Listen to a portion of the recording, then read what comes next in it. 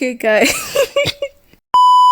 Okay, those who have watched the latest video of me talking about how I'm gonna recap the whole of season 5, but season 5 hasn't even finished yet, so I'll just be recapping like a quarter of it, like until where the latest chapter, which was posted today, has already come. So yeah, I don't know if that was English, but anyways, I will be recapping season 5. Okay. Let's get into it, shall we? Back in season 4, we're basically Maximilian, the main character, the girl with red hair that I've been constantly posting. If none of you guys know who she is, she's basically the main character of the show. Yeah, show, manga, manhwa, whatever you want to call it. We're not going to go into season 4, we're going to go into season 5, but if you want to understand what happens in season 5, you kind of got to understand a bit of season 4. So basically, there's war.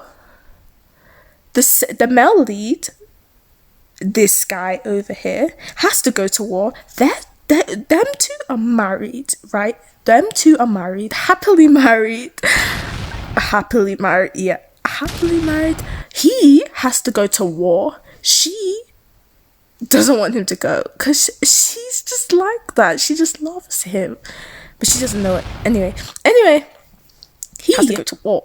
And mind you, this guy is like the head of like a bunch of knights, like a lot of knights. He's like the head, the commander. Yeah, exactly, like the big boss. Anyway, he has to go, and a couple of knights go with him. It's not his war, by the way. It's a war between this place called Livadon, which is like another city. Anyways, yeah, he has to go to war with his knights and all. And there's a mage. A mage is like, it's like a sorcerer, like someone that works with magic, that heals people and also has powers. There's a sorcerer called Ruth, right? Before this guy and his knights go to war in Livadon to help, Ruth and a couple of others first go, but they get trapped in a tower in Livadon. I don't know how, I don't know why. Anyway, they have some issues. So that, like, people in Livadon, like, I don't know, the owner or leader of Livadon asks him, this guy over here, to come help. So he comes and helps, but he has no mage with him. And it won't work if there's no mage and they get attacked by monsters. By the way, this war is about monsters. It's not about humans, it's monsters, which is crazy because humans are so... Anyways, he gets requested to go to Livadon to help with the war. So after Ruth and the other knights get trapped in the tower, because long story short, he goes, he tries to hire a mage. The mage is old.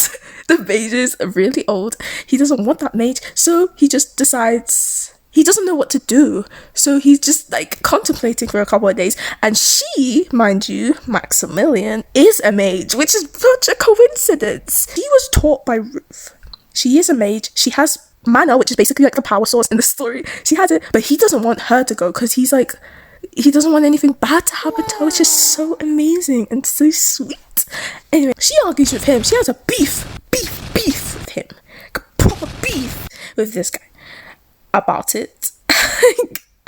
And the knights are on her side saying maybe she should go, because she's such a good convincer. So she convinced the knights to help her convince Riften to go with them to help with the war. And there's like this whole scene about like, if she has a barrier that she's gonna make, and if one of the knights can break it down, she can go. If they will be able to break it down, then she can't go to war with them. And long story short, there was this knight called Gable. He wasn't able to break it down, so she went to war with them. So basically there's this whole journey of them going to Livadon for war, and this whole journey, and then there's this moment in season 4 where like this guy over it decides that she can't go to proper war with them because it's way too dangerous. It's too hard. It's too treacherous. And she doesn't want him to leave, which is so sad. And she's like, promise, don't be reckless. Don't be reckless. Don't be reckless. And he's like, of course, I'll wait. No, she's like, I'll wait for you. It's okay. Don't leave me.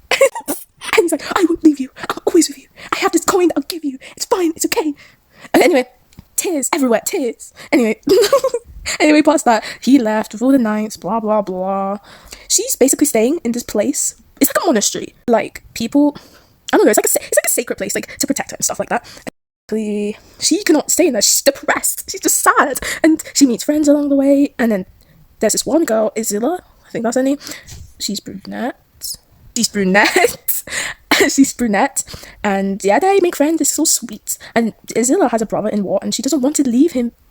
And she's in the monastery as well, and she decides to make an escape plan to escape this place. And she was like, I can't sit around and do nothing. And then like Maxie got like inspired by that. She was like, I'm gonna go as well. I'm gonna do my own thing. So she did, which was the worst decision she's ever made. Anyways, they go on this journey. By the way, they disguise themselves into clerics or clergy women. Mages? I don't know, something like that. They wear these hoods. They're like proper spies now. So they disguise themselves. They're on this journey disguised as these people, and Maxie just does this so she can just see him again. And it's kind of funny because the way she's trying to disguise herself, blah blah blah, and all these dangerous things happen to her. Like she almost dies. She gets saved. Then she decides to have the guts to go, and because she sees like some of this guy's knights and Ruth, the mage Ruth there. So she's like, oh, by the way, she hasn't seen this guy yet. She has not, which is very smart of her. She's been very disguisive. That's not a word. Anyway. She sees them, and she sees the mage Ruth. So she decides to say hi. She decides to say hi, which is so stupid. Why would you do that? Why would you do that? Anyway, she said hi. He freaks out because the last time he saw her was back in Anatole, which is basically their homeland. Yeah. Anyway, so he's shocked. He's like, what are you doing here? Like, why are you here? And she's like, I'm here because I just want to see him again. And he's like, that's so stupid. Why would you do this? And then she's like, don't tell anyone, please. He's like, fine. And then they basically kind of work together as like mages to help with the injured people, because they're kind of involved now because she disguised herself, obviously. So as she's a disguised person and he's just mage Ruth, they go and heal the injured and stuff like that, and they just anyway, they keep doing that until they almost get caught. She almost gets caught by this guy because he comes in, he's looking for Ruth, he freaks out. Anyway, she hides, blah blah blah, yada yada yada. It's over. Then okay, it's like 2 chapters until the end of season 4, so bear with me guys, I just talk and yap. Okay, she basically there's this one time where she heals the injured and blah blah blah, and she's like, obviously she stinks because like she's done this for days and days and days and days, and she's dealt with blood and all that disgusting things, so she's obviously smelling a back. So there's this scene she's just gonna take a little clean because she stinks, obviously. And basically she's going like to the water and whatever. She's just, it's Isilla or whatever her name is, the brunette. Well, left for a second to talk to a knight or something. I don't know what happened. Anyway, she sees this guy over here, basically also planning to do the same thing, but she's still disguised. She only sees him from the back. He does not see her yet. And then she tries to run away. She hits a branch, and obviously this guy is smart. He hears the branch crack and he turns, and then he says, who goes there? And then she says, nothing. And then he says, remove your hood. She says, no. He says, yes. And then Isabella comes back. She's like, no, please. She makes an upper excuse saying that she's insecure about her face or whatever, which is the worst excuse. He's like, fine, whatever, get out of here. They turn around, and this is so bad in so many ways. As she turns around, he pulls the hood, sees red hair, and he knows there is only one person on this earth that has red hair, and it's his wife. And that's the end of season 4. That is the craziest ending, I think. Okay, that is part 1 of season 4 recap. I was supposed to recap season 5, but I went on a tangent because I wanted y'all to understand, I just wanted y'all to understand season 5. So I recapped season 4. So I will recap season 5, and I'll see you guys later. Bye!